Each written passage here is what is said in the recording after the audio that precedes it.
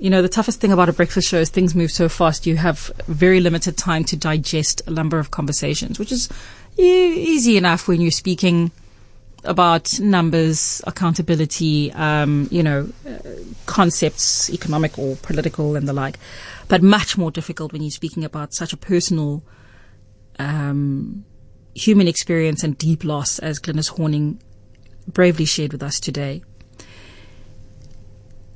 I have no experience with losing a teen that I love to suicide, but I definitely know the experience of wanting to protect fiercely and literally with my entire being the teens that I do love, and preteens and children, because, by the way, the things that have affected adults in the past have tumbled down towards the teenagers, and what is affecting the teenagers at the moment is tumbling down to the preteens and even younger. Teen Suicide Prevention Week has got to be all-encompassing, and I think that one thing that we've acknowledged amongst our little community here on Breakfast with Refilwe is how much as adults we are coming up against in the world, be it political, locally and internationally, be it financial, stress in the workplace. A pandemic is highly stressful. And then the things we might not speak about as openly on this particular show, such as feelings of self-worth, whether or not one belongs, whether or not one is where one should be. Do I even know what I'm doing with my life? Questions that many of us still ask at the age of 40 are that much more amplified when we have been isolated in our bubbles, with really only a few windows into the perfect sides of other people's lives, let's say through social media, and limited access to our peers with whom we might be able to commiserate. And so I think a lot actually about how much more this impacts a teenager or a young person because of how much more young people absorb of the adult experience due to the amount of access that they have to the world.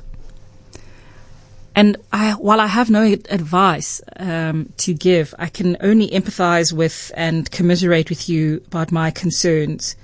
There's been an interview that I had on this particular show where we spoke about depression amongst teens and preteens and how things like not getting a certain number of likes on a photo on Instagram has such a profound impact. And there's a teenager that I know who posts a photo and deletes it within seconds because she's too afraid of risking not getting likes. And after that interview, I used to make it a habit of always going to her page and just throwing a like. And I was like, how do I get to add 10 likes just to keep this person feeling all right? And I think that means that there's something fundamentally broken about our expression of worth. I will never be able to give enough likes to that person.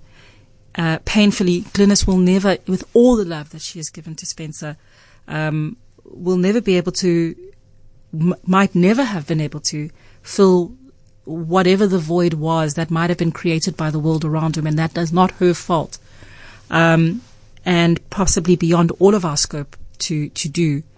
And perhaps the idea then is not necessarily trying to save individual by individual by placating whatever pain the construct of the world delivers to them, but maybe more conscientiously to try and alter the construct by our behaviors every day, the construct itself, so that they can move more freely and be themselves.